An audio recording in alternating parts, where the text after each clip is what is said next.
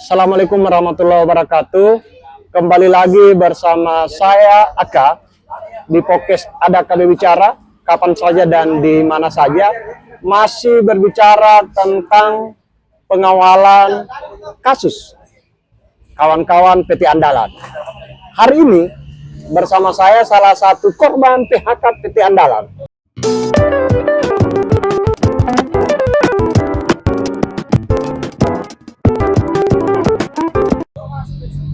Bung Kusnadi, selamat sore. Bung Kusnadi.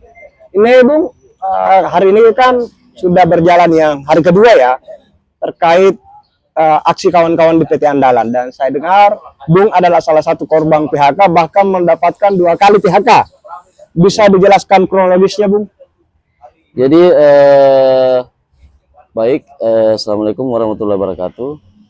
Jadi terkait dengan kronologis persoalan yang ada sama saya sendiri, yang dimana itu per tanggal 26 dimana kami melakukan aksi di PT Aneka Daur Ulang itu hari, saya mendapatkan surat PHK, pemutusan hubungan kerja. Tapi itu sudah berjalan, bahkan sampai tripartit berjalan. Dan ini tinggal menunggu, sebetulnya ini tinggal menunggu anjuran keluar.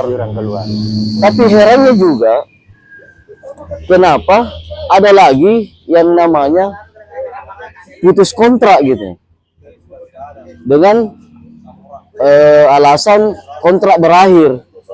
Padahal anjuran sudah mau keluar berbicara PHK. Jadi itu kronologis singkatnya. Jadi di PHK dulu, baru kemudian Putus kontrak. muncul lagi surat pemutusan, muncul lagi kontrak berakhir. Nah, yang saya dengarkan pernah ada perundingan, kemudian bersepakat untuk kemudian melanjutkan secara konstitusional melalui perundingan bipartit, tripartit sampai ke Dinas Tenaga Kerja melalui proses hukum. Dan ada kesepakatan bahwa upah berjalan. Nah, bagaimana itu prosesnya? Jadi terkait proses itu, yang dimana upah berjalan kemarin, itu ada kesepakatan. Karena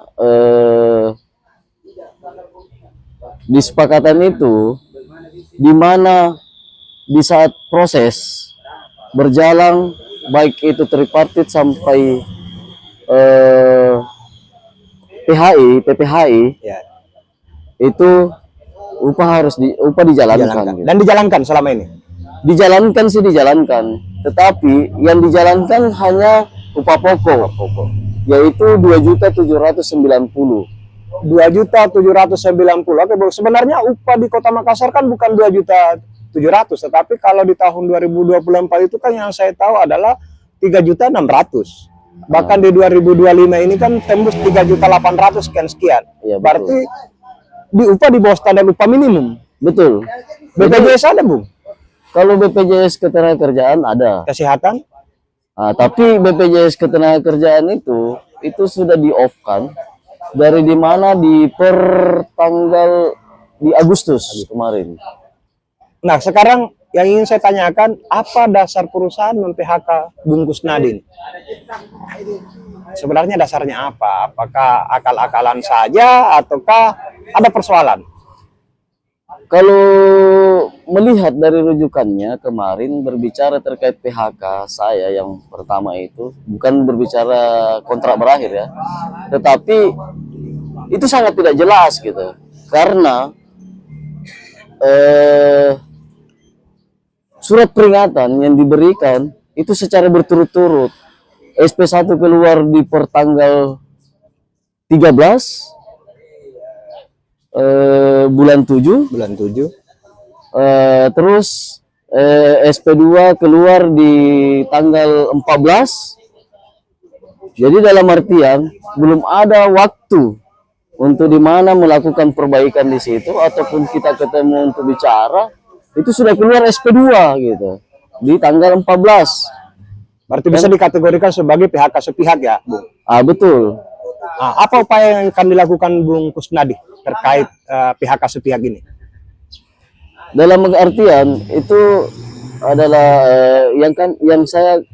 kami lakukan atau saya lakukan itu melakukan proses itu tadi yang melakukan, tapi dengan dasar ya upah harus dijalankan gitu.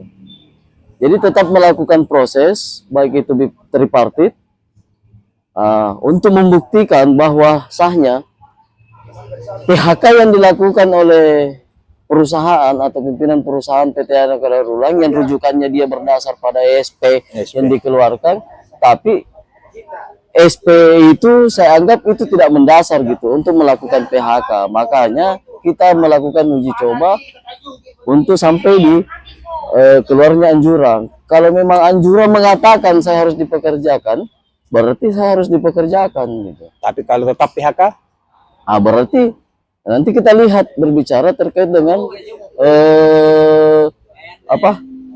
rujukannya itu sendiri gitu. Ingin saya tanyakan satu kali lagi, Bung Kusnadi tergabung dalam serikat buruh Tergabung. yang aksi hari ini. Iya. Ini kan ada yang menarik, Bung, ya, dan hampir tidak pernah terjadi. Sudah tidak bekerja, tetapi upah jalan. Ini apakah buah dari karena Bung berserikat atau upaya Bung sendiri? Ini adalah bagian daripada kita berserikat gitu. Karena tanpa adanya organisasi atau serikat buruh yang menaungi kita, itu tidak mungkin saya dapatkan itu. Bahkan ilmu yang saya dapatkan itu tidak mungkin saya dapatkan. Berarti sangat penting untuk. Jadi dalam artian kawan-kawan pekerja atau buruh itu sendiri itu sangat penting gitu untuk berorganisasi atau berserikat. Karena di situ kita Karena payung hukumnya jelas ya. Payung hukum jelas, terus kita mendapatkan pendidikan dan banyak aturan yang bisa kita dapatkan. Baik.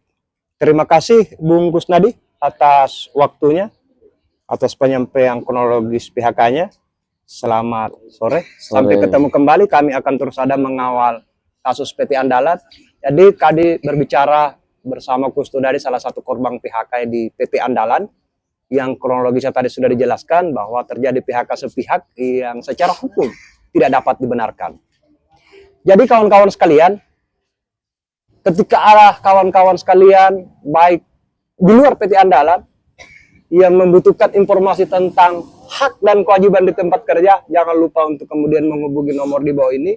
Kami akan bersukarela untuk kemudian memberikan informasi akurat tentang hak saudara-saudaraku di tempat kerja, hak-hak seperti apa yang seharusnya saudara-saudara atau kawan-kawan pekerja, buruh dapatkan. Saya, Aka, di Ada Kami Bicara, sampai ketemu di video-video berikutnya. Assalamualaikum warahmatullahi wabarakatuh. Jangan lupa like and subscribe.